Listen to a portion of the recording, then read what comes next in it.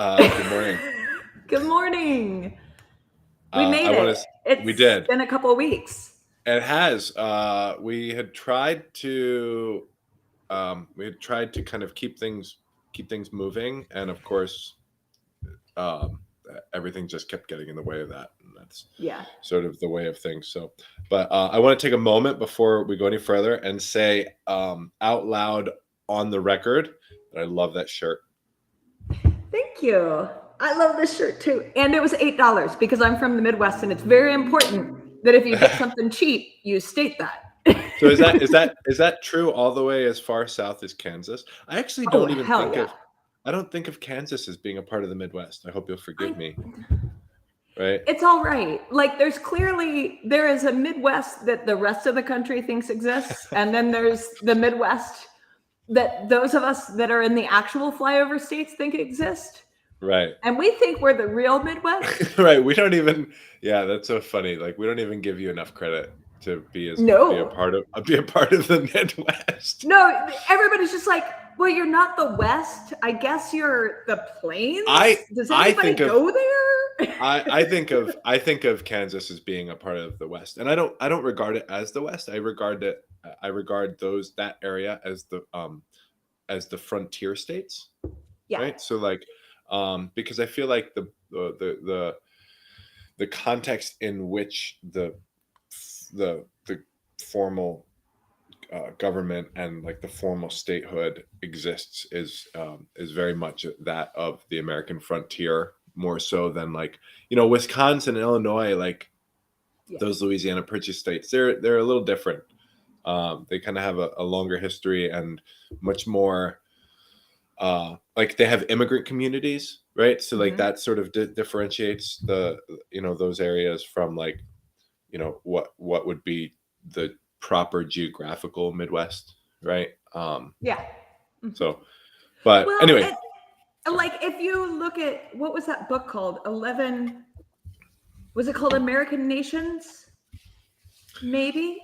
I don't know, but it sounds It right was a up my alley, right? it was a really good book. I'll look it back up, but one of the things it pointed out and then I have completely found to be true is that as America pushed west and brought its culture west, that there were pockets of culture that got drugged to certain areas. And so we Mm. are like in Kansas a lot more like Pennsylvania Quaker culture, Oh, interesting. right?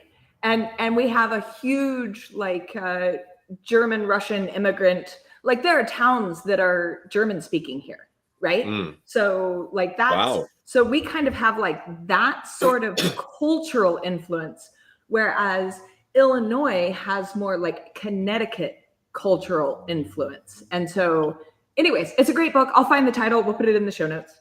Yeah, that sounds like a really interesting, because of course like all of my understanding or my the way that I think about those areas is totally not it's not grounded in any experience at all, right? Like I'm just relying on you to tell me. I don't even think I've ever been to Kansas, right?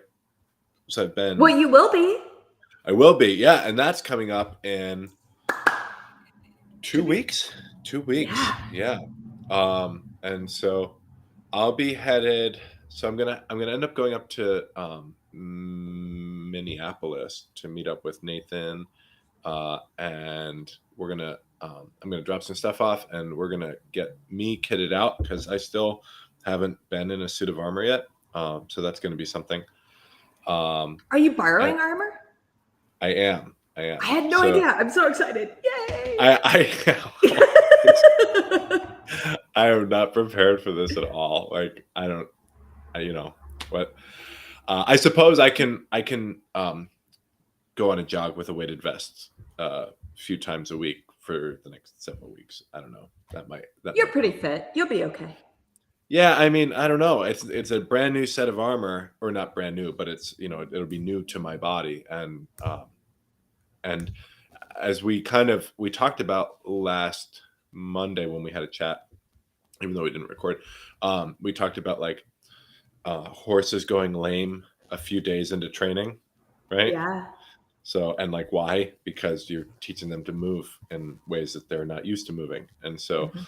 I don't want to go lame if I can help it, right? I'm sure that I will. I'm sure that I will, but anyway. Well, right. I mean, we just gotta you have to do it. So okay, so last week I spent the week in Ireland. I took a group of tell us all about it. I took a group of my club, several members of my club, out to Jack Gassman's farm, and we learned horsemanship, or at least we began to learn about what horsemanship is, right? Yeah. And as you know, it's like any art and or craft, which is to say that like I don't know anything about it. But even like and so even you, right? So you've been practicing horsemanship on a very regular basis for several years, and I think you're still comfortable saying that you don't really know. I don't know shit.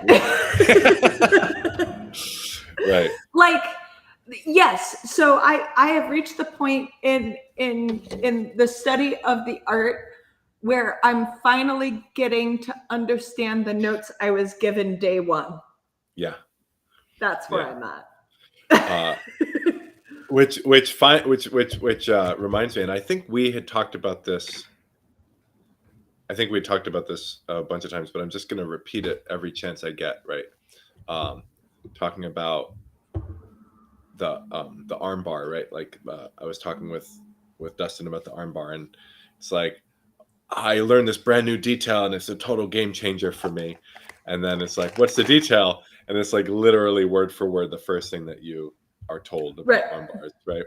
So so it's really cool because I've been using that sort of sort of principle of learning things. It's like he laughed and was like, haha, jiu-jitsu. It's the art of learning or hearing the same thing over and over and over again until it becomes a game changer. Right? And that's just like true about any art. Like that's just true about any domain in which you want to obtain some sort of mastery. So it's the art of hearing the exact same thing over and over and over again until you finally get it, right? Because of everything that's contained within or like in between the lines that you have to know in order for this thing to make sense. But on the other hand, right, it's the only thing that they can tell you, right? So like when a master is telling you like this is what it is, you say, well, I don't really understand it, and they're just like, well, this is what it is, right. That's just the best they can do in terms of packaging it. But the truth is like years and years worth of information, right? That's the truth. The truth is like years and years worth of information. I can't just download it into your brain matrix style. It would be great, but right. Well, and I think the thing about horsemanship that's a lot like fencing or BJJ or any other martial art is that. All right. So when we're working with another human, we like to bullshit ourselves that we're doing reps and those reps are the same every time. Right? We like to pretend that like we're giving each other the same thing so that we can practice this thing and like whatever. And the reality is a horse is never going to give you reps. They're never going to give you the same thing every time. You always have to be writing.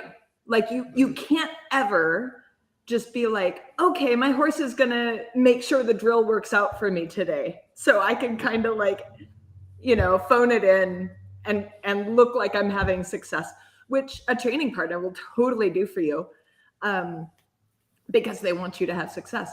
But, a horse doesn't give a shit about you having success. Right. So there's always honest reps.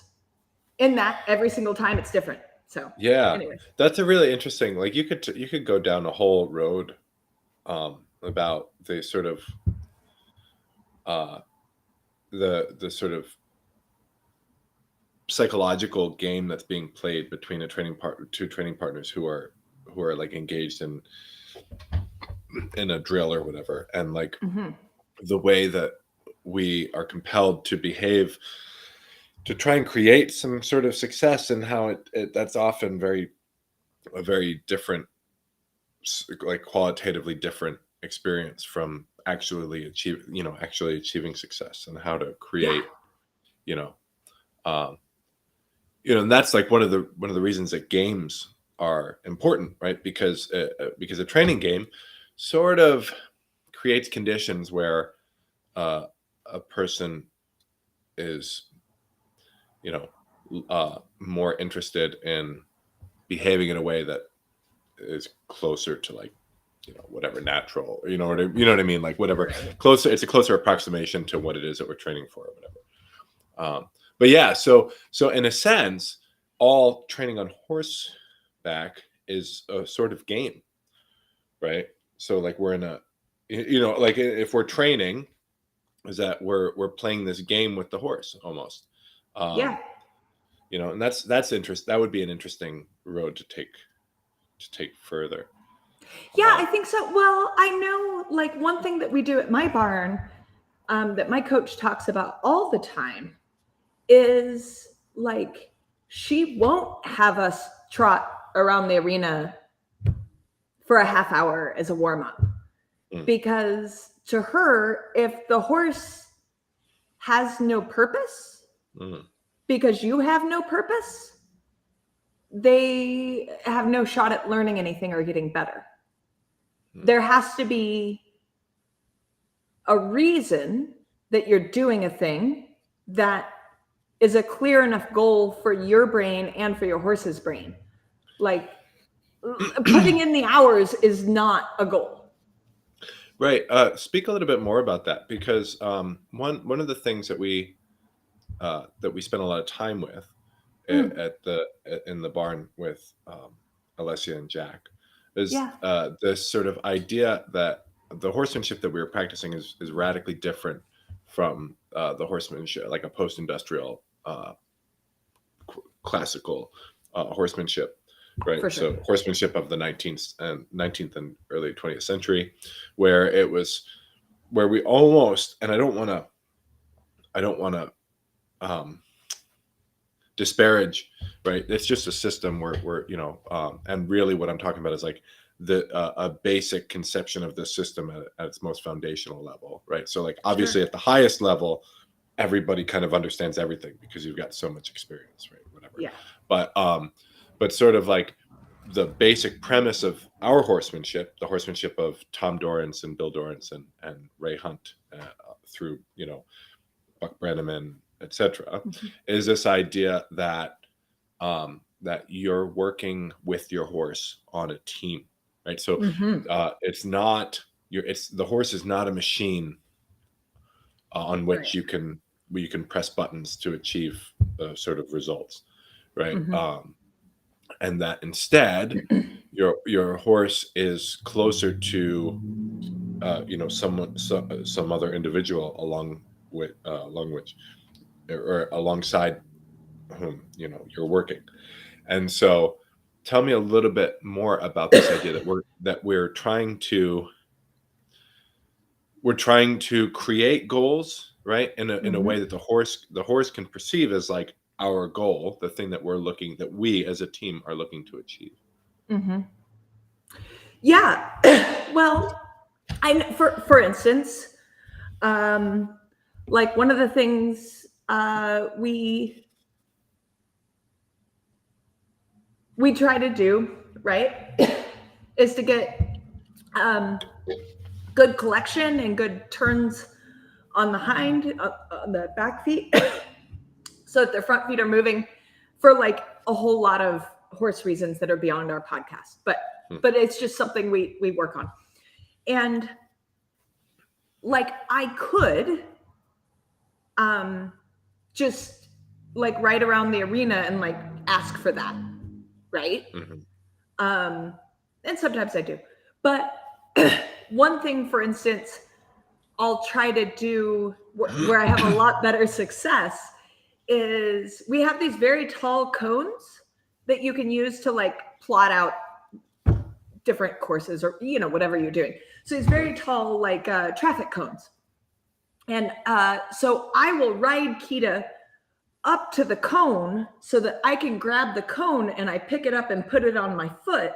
And then I ask her to turn away with that cone, right? And like we're coming here, we're stopping here because I am picking up this thing that you saw that I saw. I pick it up, she sees me pick it up, right? Because she can see everything happening on her sides, even if she's not looking, right? And so she sees me pick that up, she feels the weight on that side, and then I'm like, okay, we're gonna go put it over here. And then I go to a place and I'm like, I need you to stop here because I'm gonna put this cone here, and then we're gonna go around the cone. And then we're gonna pick that cone back up and we're gonna take it over here and we're gonna put it here, right? And so like part of that is like making it clear to her, but maybe more of it is making it clear to me. Yeah, right. Which is to say that the horse has, especially if you've done a really good job creating this sort of this shared flow state, right, with you and your horse, but your horse can perceive your intentions, right? And specifically your horse can perceive your embodied intentions, right, versus your intellectualized intentions. And in fact, it's probably true that your horse can't perceive your intellectualized intentions. Right. You know, and like part of it is just clarity. Like we were talking on Monday, like I have all of my little notes from like when I took a horse seminar a year and a half ago now. And we talked about some of those. But like as I was flipping back through it, probably every page I have written clarity, like with an exclamation point, right? Yeah. And it's still something I'm working on because my default personality trait is to ask people's permission for them to do what I would like them to do, right? My default is not to say we're doing this thing now, but it's so your default is essentially ambiguity, is what you're saying. Yes. Right? And that basically translate to the horse as this bitch doesn't know what she's doing, and she doesn't know what she wants. She doesn't know what she wants, and like the reality is somebody's got to be in charge. So I guess it's me, right? Yeah. Especially when you're working with like a pretty dominant mare, which she is, right? Sure. The horse I work with. So. And so even more than that, right? If you to take these lessons into the Rossfechten ring, right? So it's like, so now you've got this horse and you're leading this horse into battle, and they're like, fuck this. This bitch is crazy. She's not going to keep me safe. I need to get the hell out of here. I'm going to keep me safe, right? I'm going to keep me safe. And if that means kicking her off my back so that I can get some shit done, that's what I'm going to do. Right. Yeah. You know, and so when we talk about clarity, you know, what we should think about there is that there are these little aspects of your practice, right? Little aspects of what you're physically doing, right? That you perform when it is your intention, right? That like there's like little aspects of your behavior that you engage in when you're not telling yourself like, okay, this is what I'm going to do, right? But instead you have a desire to do it, right? Your body behaves differently, right? Right. Yeah. And it's those things that we don't really know how to express, right? That are at such a fine level of detail that we can't even perceive. That I mean, maybe after a long time and like you've developed a sort of sense of what these things are, maybe you can articulate them and even manage your body that way. But for someone who's just starting out, you can't tell them like, you know, engage your butt bones, right? Like the seat bones. Right. Yeah. What does that mean? Right. But when you say like, do this thing and you have it in your head, like, okay, this is what I want to do.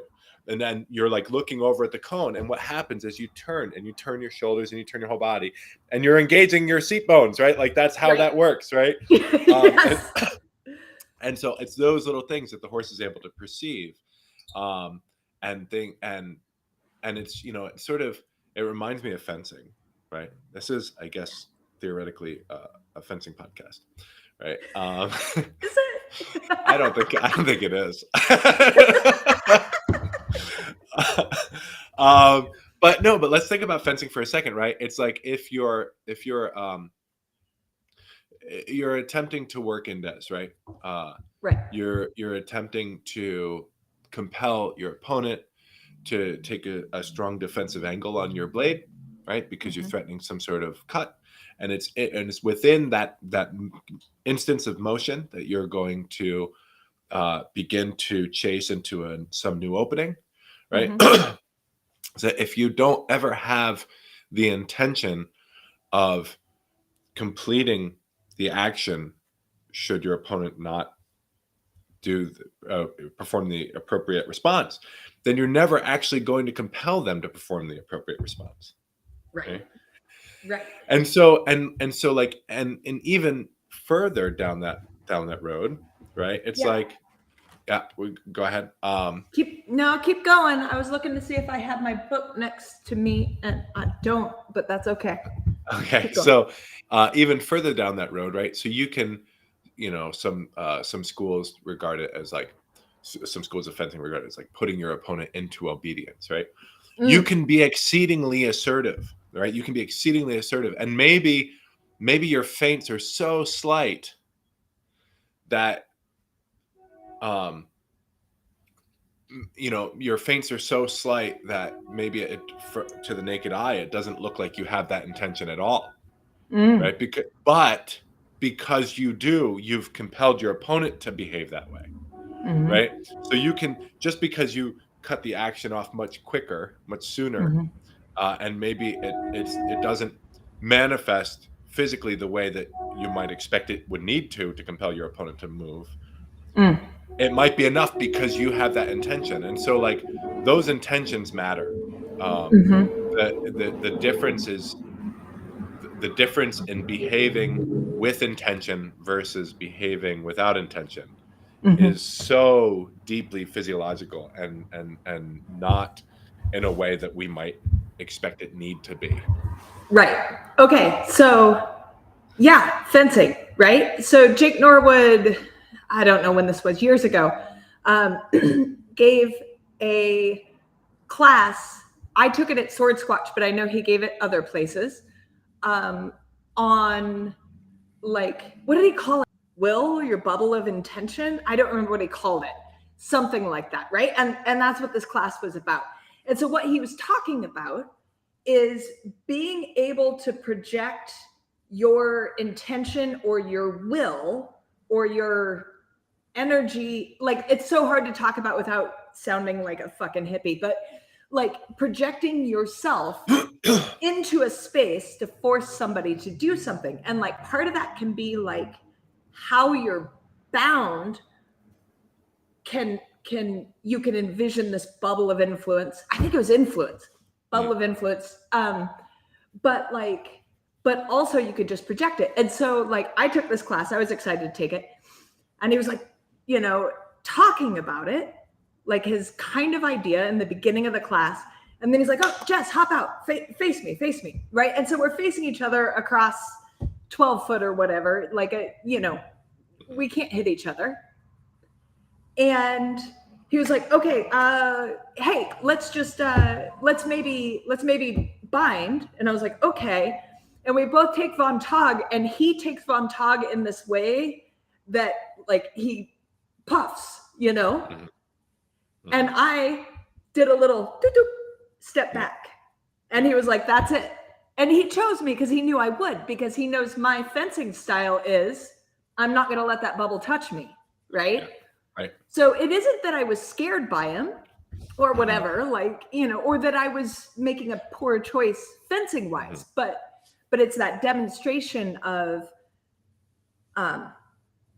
you know, that those overlapping spheres. And so that was that was one demonstration he was giving of this idea you're talking about, right? Mm-hmm. Like nothing happened other than Jake was envisioning like destroying my face in his brain.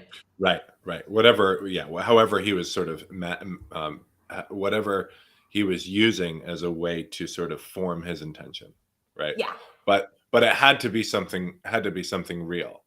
Right. So Yeah. like we did a thing in the cabin because there. It was a concept that's a real challenge to get your arms around. Like, how is it that you're able to just tell your horse through your thoughts, right? Essentially, how is it possible that you're sitting on your horse and you say Right. like, okay, we're going now, and then the horse goes, right? Yeah. And it's like you don't see anything, right?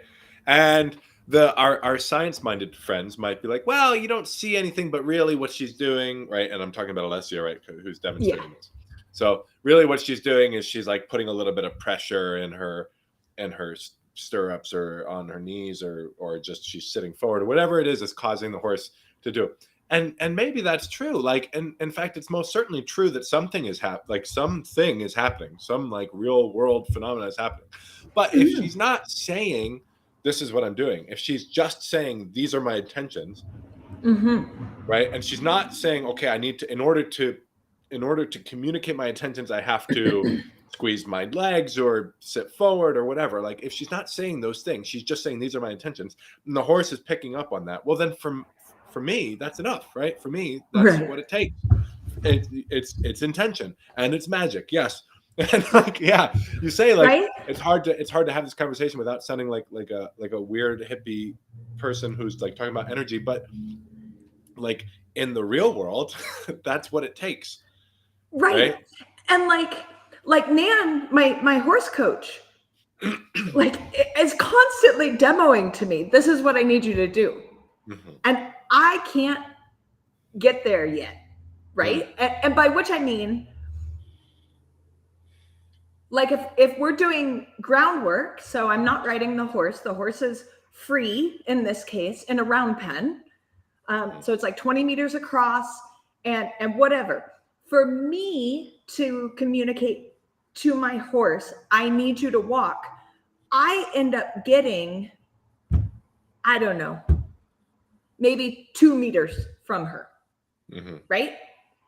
So that I can be big enough to make enough sense to her, or that she believes me, or whatever. Right. That the walk happens. And Nan will literally walk in the round pen, take 3 steps towards the middle, and throw a hand, and that horse just fucking goes. Right. And I can see it in her. I can see how clear she is and what she's doing. And I think I'm doing it, but I'm not doing it. Right. Obviously. Right. Right. It does look like magic.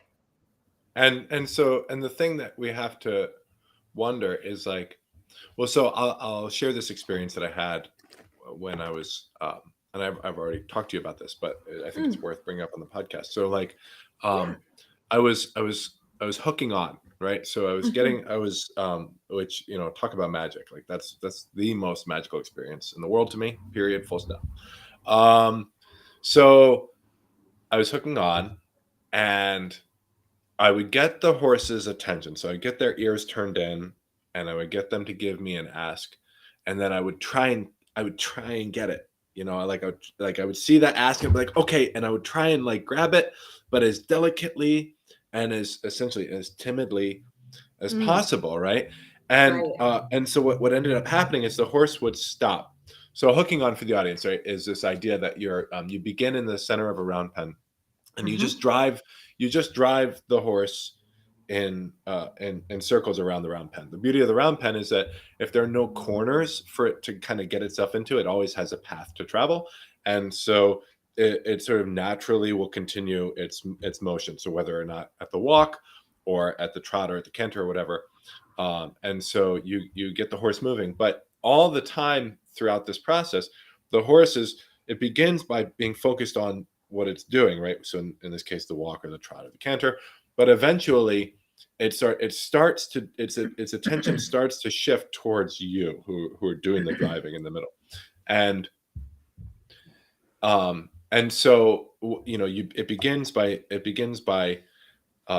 the ears turning in, and you can see that their focus, their visual focus shifts, and then eventually their head begins to drift in, right? Just to like say, okay, hey, I'm paying attention to you now. And what ends up happening, if you can do this well, right, is if you catch that moment and you stop driving them, they shift their focus entirely towards you, and as you sort of walk away from them, they are fully engaged with you. They're fully sort of what's the word I'm looking for? They just all their focus of their being is sort of intensely directed towards you, and so that as you move, they move towards you, right? They follow you around. Mm-hmm. That's the idea. What ended up happening with me is I would catch the ask, right? So I would get I would say, oh, okay, I see the moment that I'm supposed to respond. I know I have to work into this moment, right? I can't let it go by, right? Right. And so I would do I would work into this moment, right? But without intention, or just so scared that I was going to lose it, right? Yeah. And so what would end up happening is the horse would stop, turn towards me, and focus entirely its attention entirely towards me. But then it wouldn't follow, right? It would just kind of look and say, "What are you doing?" I don't, and I would walk around, and I would have to get it unstuck. And one of the ways that you can get it unstuck is you just drift towards its blind spot, right? So the further you walk towards the blind spot, the horse will turn, like it will physically lift its feet up and turn towards you, which is super cool. But it's again not what we're looking for, and the reason is because I'm not really commanding the room. And so Jack is trying to show me how to do this, and it was a real challenge for me. I could get the horse moving exactly the way I wanted the horse to move, at the right speed, at the right gait, but I could not get the horse to hook on. I couldn't do the join up, right? And it was funny because I tried this the first day that we were doing it, and that's kind of where we got. And I was left feeling pretty good about myself because I had achieved a lot with it, but I didn't achieve the whole thing. But after we were done, I was sort of with the week, because we never went back to that. We only got to taste a few of these things. After we were done, I was like, "Hey, Jack, I really want to get this right. So would it be possible to do this?" And he was like, "Sure, we'll do it."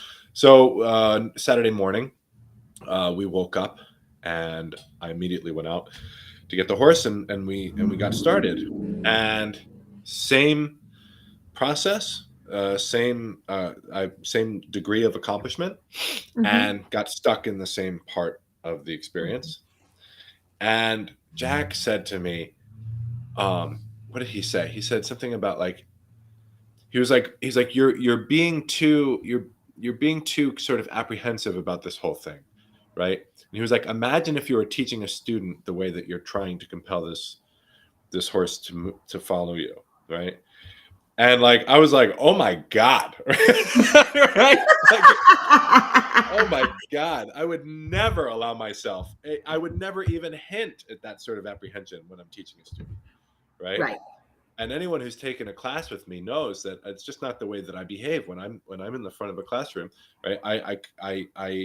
I believe that I know what it takes for people to be invested in the material that you're trying to share with them, right? Yeah. And that's a certain degree of confidence in what you're saying and what you're looking for them to do.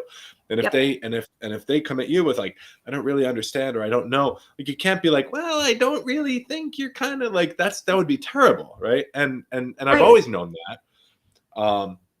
And I realized that I was trying to move this horse like that, the way that if I had done that with any of my students, they would just leave. They'd be like, I have no faith in this teacher. Right. And so he said that to me, and it was a total game changer. Right. And I was like, okay, I got this. And I immediately did the thing, and I moved in a way, and all I did was change my intention. Yes. Right. And I said, no, we're doing this. And the horse was like, okay, deal. Right? We're doing it. Right. And that was all it took. And I finished the hooking on process. I got the horse to start following me around, and I was able to capture that moment and reward it with a pet. And then we were done because we were already past the week. But it just goes to show you that, like, I don't know that I did any. I mean, I'm sure that I behaved differently in terms of like my physical being. I'm sure that my body moved a different way, but I don't know what way that was. I don't know, like, did I have my shoulders back, or did I, move? You can't say that. All I can say is that I treated the horse the way that I would a student in my classroom. Yeah. And that's what it took. Right. And then whatever I did physically changed because of that. Yeah. Right? Yeah. I mean, I've had certainly similar experiences. We don't do exactly that hooking on in the same way, but like it's basically the same thing. And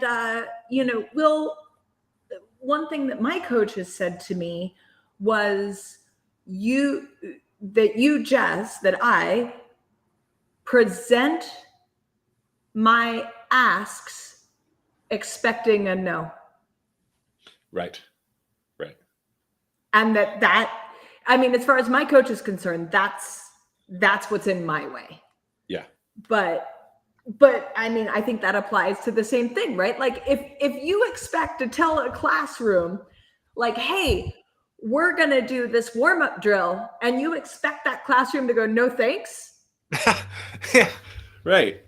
Like, of course you're not going to ask it in a way that anyone will do it. Right.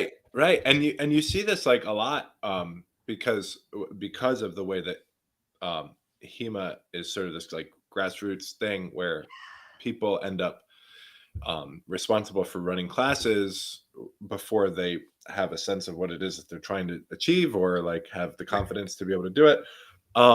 You see this kind of thing a lot, right? And you hear these anecdotes about the way that classes happen, and I just think to myself, someone will ask me, like, would that ever happen, or how would you deal with that situation, right? That's what they'll ask me. They'll say, like, how would you deal with that situation? I'd be like, that's the furthest thing from possible, right? Like, that's just there. That's just never going to happen in my class ever. Right? Yeah. Yeah. I mean, I know you've heard me say this, and maybe some listeners have, but like, I always use the phrase, I think my ideas are pretty great. Right. And it's a total fucking joke, because like half the time I don't think my ideas are that great, but you have to like believe in your ideas. Right. To find out if they're great. Right. Right. Like if I say to you, I don't know, James, like I've been thinking about winding, but like I don't really like what I've come up with. Like, you're already out. You've already left the room. Right. I have to be pumped about it and think I have something cool. And then maybe I discover I don't, and that's okay. But like, well, right. But that's like, I mean, again, the truth of it is, or at least from my sense of the truth is, like, none of what we're doing right now is right, is correct. None of it is. Of course. Right. And so really all we have to hang our hat on is that we believe it. Right. That's it. Right. Yeah. And that's the degree. I mean, and so like,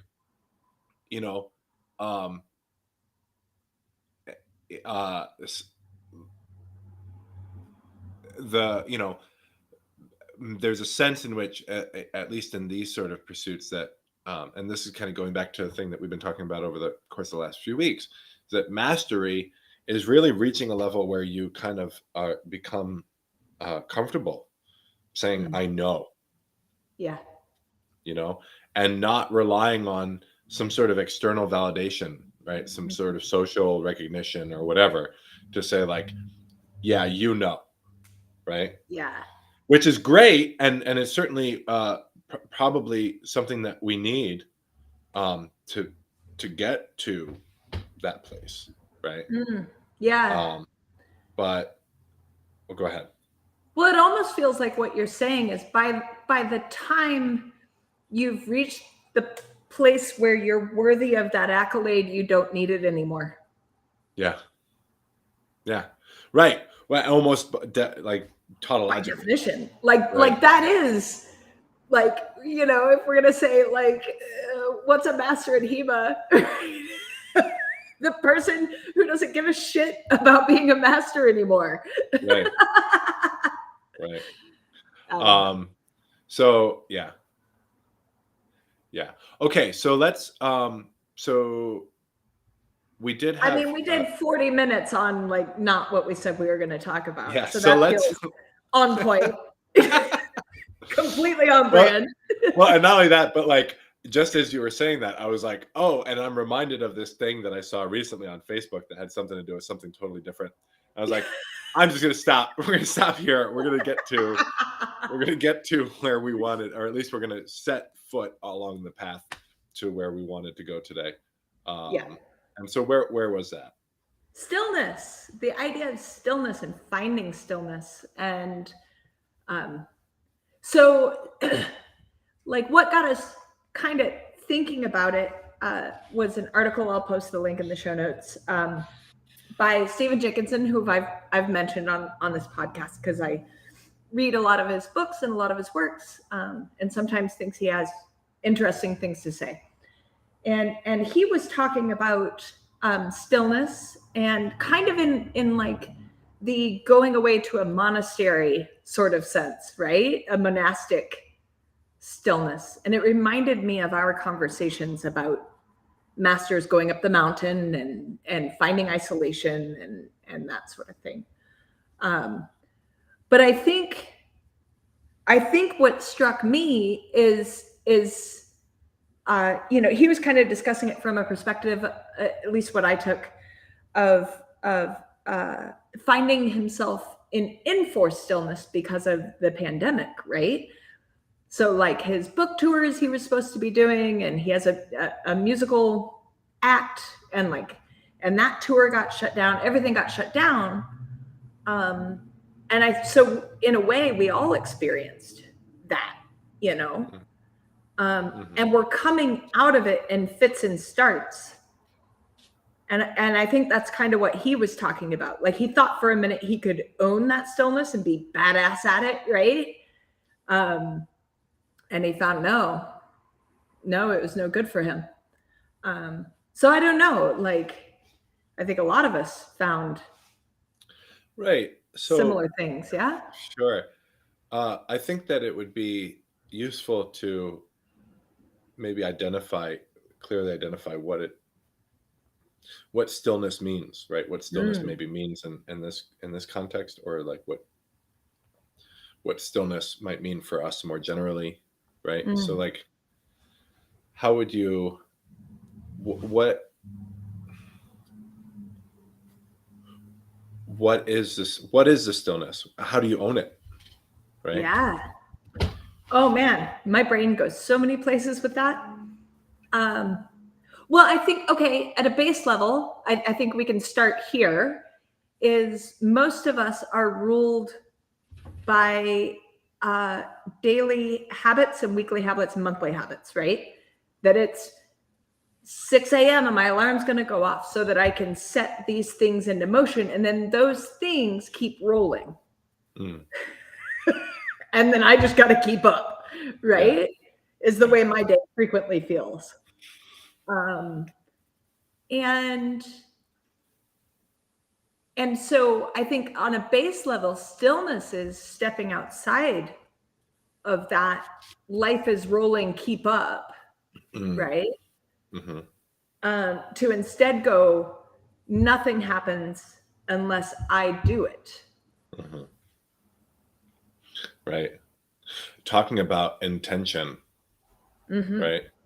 So like, I think one thing that will often happen, especially when we're beginning to, or when we're setting our lives up, right? Like, because that's what we're doing, is we're designing all of those routines, right? And that we generally have a purpose. Although lots of things happen, sort of they just organically develop, and then they're all of a sudden an important part of our day that we never asked for. Right. But then also thinking that even those aspects that are designed, that are purposeful, maybe we lose, or maybe we sort of lose that intention somewhere along the way. Right. And then we're just stuck in the cycle of doing, and we don't even know why. Or maybe we do, we think we know why, but then we realize, like, I don't care about this, or whatever. Oh my God, that's real. Yeah. And like, I talked about this a little bit on my Patreon, but like when the lockdowns first started in March of 2020, I was really struck. I was really struck by how freaking happy I was that everything stopped. Yeah. Because for me, I had already experienced a version of that because I chose to stay home with my kids when they were babies. And so I experienced going from like working a 50-hour-a-week full-time job and doing a performance troupe and I had a lot of shit going. You're shocked, I'm sure. And then I had my kid, and everything had to stop because I had to keep this kid alive. And I had no schedule. And it was hard. It was so hard that nobody was going to make me do anything. Right? Like, I had to keep the kid alive. like that was important. But like, learning how to, like, as old-fashioned as it sounds, but keep house in that traditional sort of sense, where it's not like, oh, we're doing chores after work real quick, slamming it together, like whatever. When it's no, this is it. You have to create your own rhythms and your own patterns for keeping the house going, because all of a sudden there's all this new shit, plus you're keeping the baby alive, plus whatever. So anyways, so it was crazy hard, but I figured it out. And about the time I figured it out, the kids were headed to school. And suddenly there was an external rhythm that somebody else was imposing on me, and I'm not a fan. I am not a fan. Once I figured it out and got past the hard part and tasted that stillness and tasted that everything that happens in my day is a flow of my will and my intention. Getting that external control forced back on me, where I have to be up at 6 to get my kid to school by 7, to do this, to do that, to do this, to do that, to pick them up. Whoo! Yeah. Okay. But that's like all about me. No, I want more. Let's hear it. Okay. So, but what you had started by talking about how when the pandemic sort of came up, and all of a sudden aspects of your life that maybe you hadn't realized were being imposed on you, but or maybe had become an imposition, even though you had set them up, right? Absolutely. Yeah. No, I was so pumped not to teach fencing. Yeah. I was like, oh God, I don't have to get there at this time to open the door, to mop the floor, to do this, to do that, to do this, to do that, to serve, and then clean up and go home. And then, I was super pumped for everything to stop. And I watched people around me like flounder. And I was like, oh, I know what this is, because I did that when I stayed home with my kids. Like, I got through the hard part. Right? So I watched everyone else experience something I had experienced in a totally different context. So for me, I was like, I know how to set my own rhythm. I know how to do all of this. This is Yeah. going to be fucking great. My house is going to be clean. Groceries are going to get delivered. I'm going to like sanitize everything, and it's going to be so much fun. And it was like, I loved it. Yeah. So this reminds me a little bit of being in the Navy and going on leave for the first time. So leave is like vacation, right? So like you put your leave chit in. And the thing about leave is like they're not allowed to touch you, right? They're not allowed to do. And so being in the Navy, being in the military is like you're on call 24 hours a day. Yeah. Right. That's not to say that you're working, that you don't get to go home. I'm not suggesting that. What I am saying is that I had a sailor working for me one time complain that his lunch time should be his time. Like I had work that I needed him to get done during his lunchtime. And he was like, well, I just kind of feel like my lunchtime is it's like sacred and like I shouldn't have to. And I'm like, dude, I could call you at 12:01 in the morning and say, hey, get your clothes on. You're coming into work, right? And what would you say? Yes, chief. On my way, right? Like that's life, right? And so that's something that that's a way of living that's probably hard for it's probably feels alien and foreign to most people. But but the thing about leave is that it actually does work like that, right? Like, so, I mean, at least theoretically, it works like that, right? Like and the first time that I went on leave, it did work like that. And so like I put my leave chit in, I didn't really understand how it was going to work. And then I went home and like, I woke up the next day and I'm like, I can just like live my life, right? I can just do whatever it is that I need to do, right? Or want to do or whatever, right? And it was just, it was something. It was a really interesting and fascinating experience. And then after my leave was over, I walked back to the ship and I literally stood on the pier looking at the ship and I cried. And Because you were sad to give up leave, or because you were relieved to be back? No, it was because I was sad. Sad isn't the word. It's a traumatic, being in the Navy on a ship is pretty traumatic. I mean, that's fair. Some people are built for it. I'm not saying that you can't be, but I think just generally it's a very big challenge to someone, especially someone who's grown up in our society, and then put in this, and by our society, I mean like, suburban upper middle class America, right? For me, or whatever. And then like go be on a ship and be beholden to all those institutions, and it's like, wow, this is rough. And I think there's an interesting fencing corollary if we want to go into it, if we want to try for it.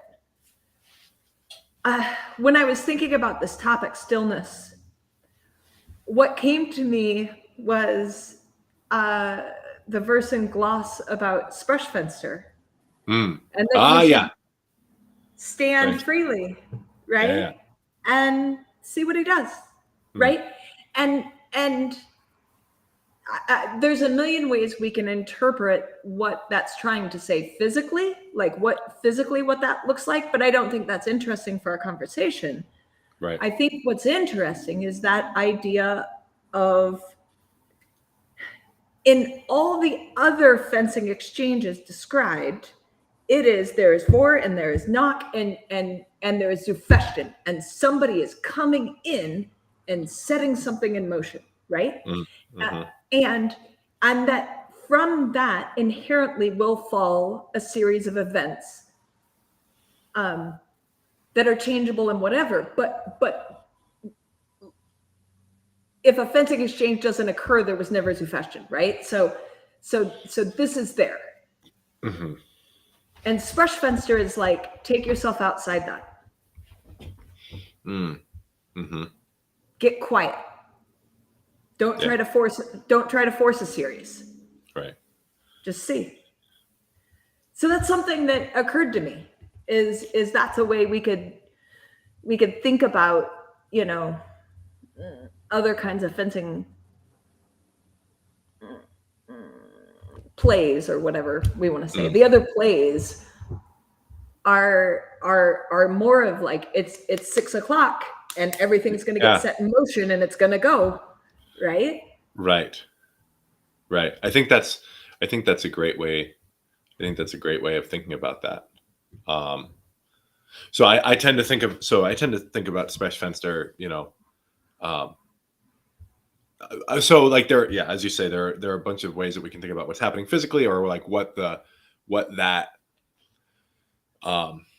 that's designed to teach us, right? So again, I'll reference this idea that like mastery is the art of hearing the same thing over and over and over again until it becomes a game changer, right?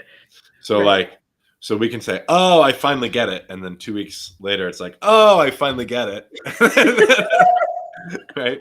And the truth is all of that, right? But like, so generally speaking, I tend to think at a foundational level, I tend to think about Sprechfenster as sort of this idea that, so no, as you say, right, there's the Sufechten, and so with the Sufechten, and more than just that, but there's the vor and the knock, right? So there's like a person who decides they want to initiate the action, right? And then there's a person who is compelled to respond, right? Given the nature of the action, right? So it's true that someone can initiate some sort of action that's too far out of range or just uncommitted, right? Without intention. And so you don't have to respond to that, right? Or maybe you're probably not going to, as we kind of fleshed out earlier in the episode.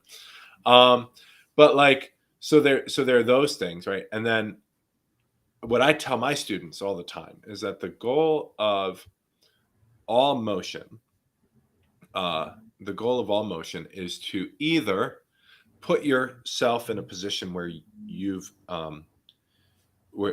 advanced your position tactically, right? So it's either that, or it's to compel your training partner into motion, right? In which a motion that is necessarily an act of strengthening and or weakening, that you can chase the new weakness as it's being created, right? So that's the way I like to think about any exchange in a fencing bout. And so you can work indes from the vor or from the knock, right? Because indes to me is just chasing the new weakness as it's being created. And so if I begin in a way that threatens to take a strong angle in a bind, and so I enter with that action, and it compels my training partner. So it compels you to do whatever. It compels you to bring your blade into presence. Now you've given me a new opening, so I can work indes that action that your action of covering my sword to work into a new opening that you give me as you do so, right? Or you can do nothing, right? And then I'm not really working indes, right? I'm just advancing my position. Thank you for not, right? But the other thing too is that I could also just stand there and capture your own moment of weakening, right? And so sometimes, I mean, that's harder, right? Because you have to rely on your opponent giving you a moment of weakening, right? And they might be too wily for that, right? That your opponent might be too clever, right?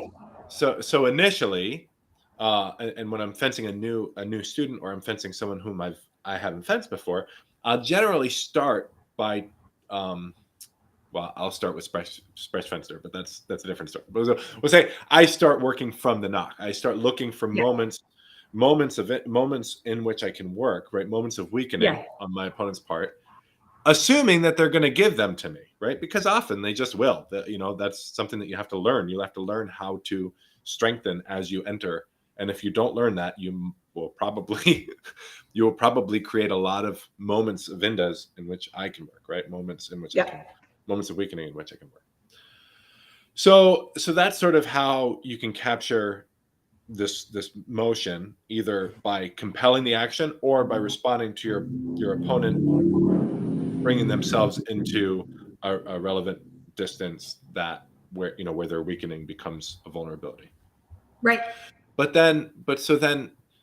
Sprechfenster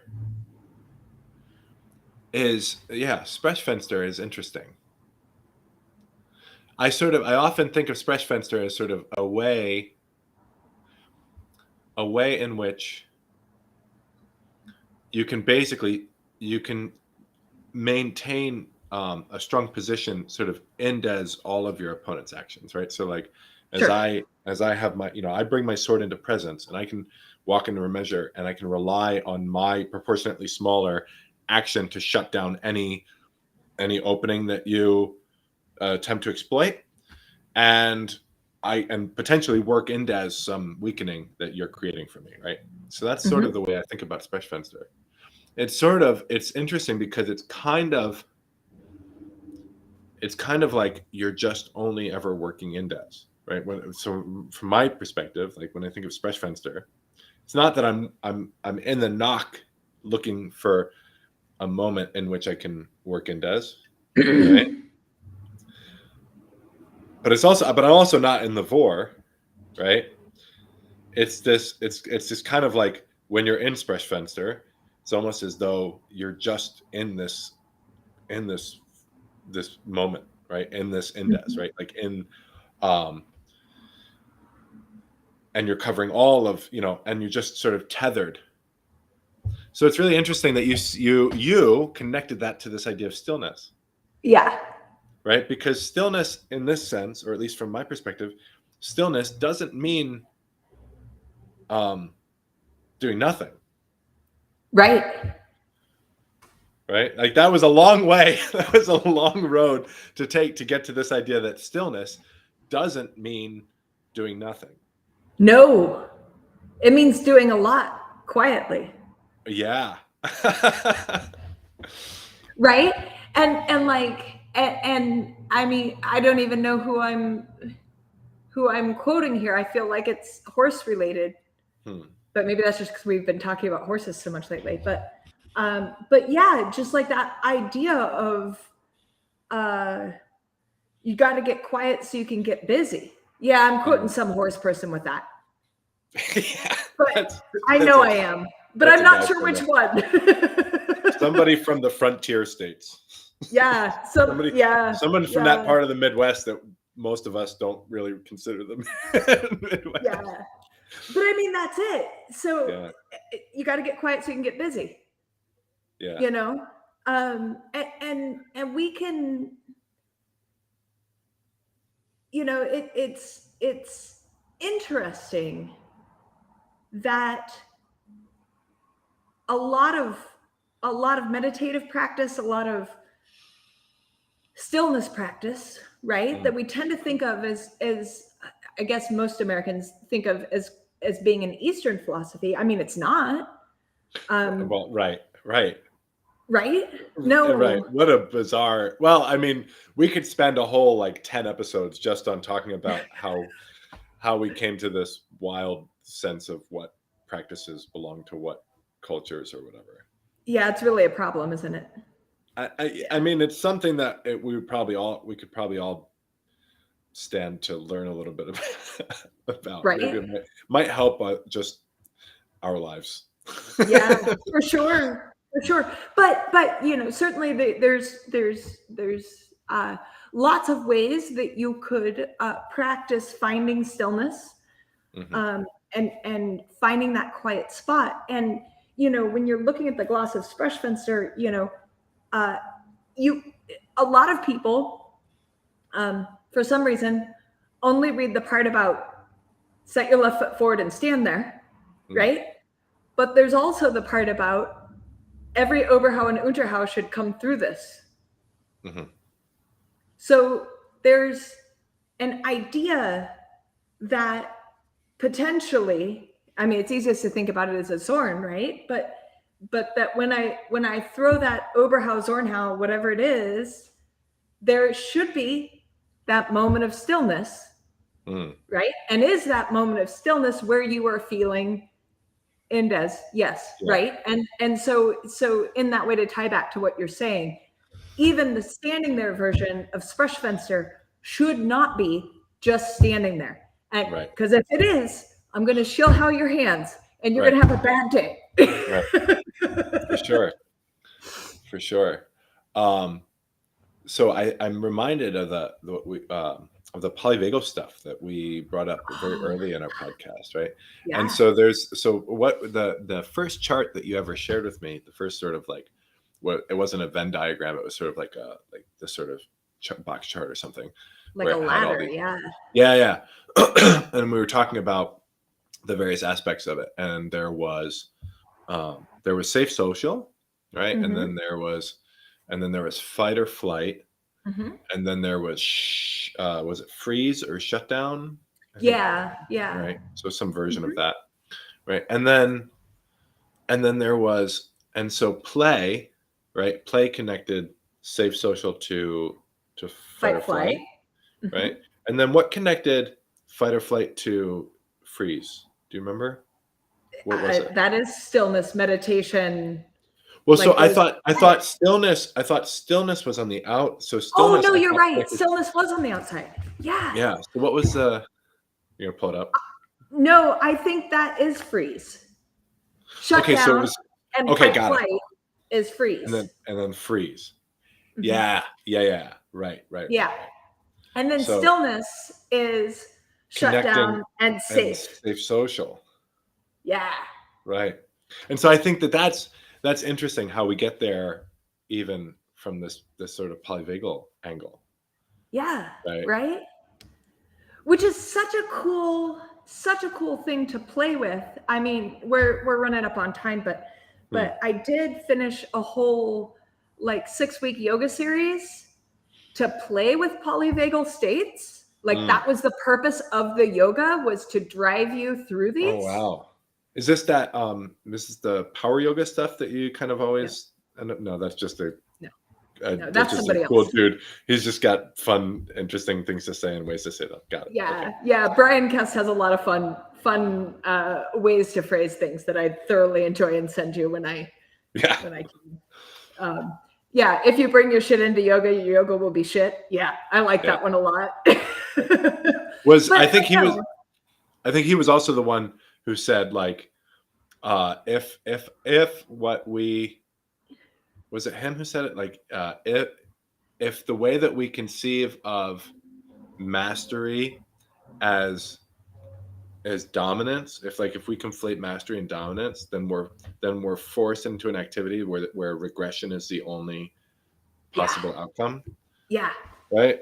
Like, yeah, we right. could spend a whole month on We that, right? should. Like, We actually we should. really ought to. Yeah, Yeah, that's an just important topic. think about that for a second, y'all. I'm letting you infect me with your with your Midwestern. So think about this, right? If your sense of what it means to develop sort of to your highest level of potential is your ability to dominate others, then the only outcome of your practice will be regression, Yep, right? yep. That's So, all there is I to mean, it. if that's what you want in your life, then I mean, who am I to judge? But Yep, but yep. that's pretty crazy to me. It's So powerful stuff. It's yeah. powerful stuff. Sorry. So anyway, But tell me yeah, about this yoga. so yeah, it was this whole yoga practice to try to physically take us through those states. And what I was reminded of is we see this a lot in setting up fencing games, right? Where we try to take people up to a state where they're approaching the fight flight state they might encounter in a tournament so that they're Mhm. prepared for that tournament emotionally, right?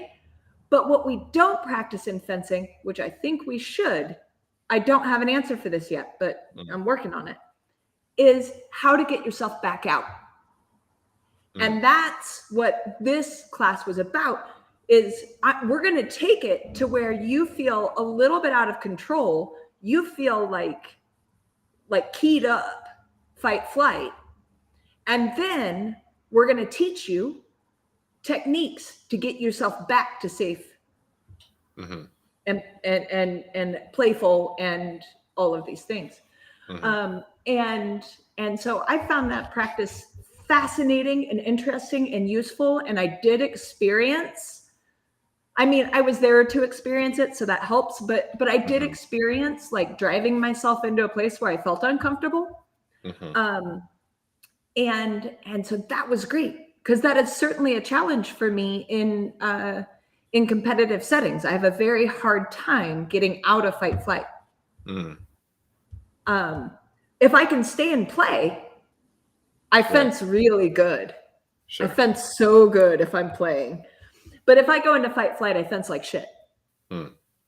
You know, it actually doesn't make me my best fencer. Some people it does, but it doesn't for me. Yeah, I mean, I think you know, you're begging the question a little bit there when you say it doesn't make you your best fencer, right? Like what's the best, what is the best fencer? So that would be my Okay. right. But I mean, I do not succeed in exploiting the openings I see. there you go. There we go. Yeah.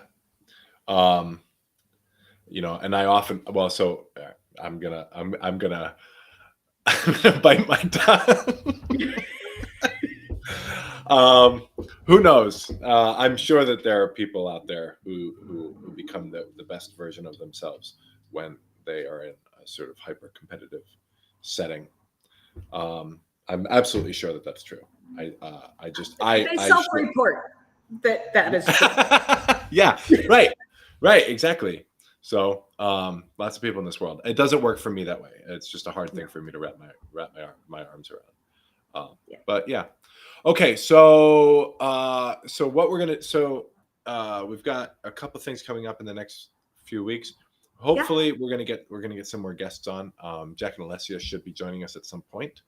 Also there's a few other guests on. Yeah, Sigmund is. Are we gonna try and do that record that for this next week? I think so. I need to double check his availability, but yes. Yeah.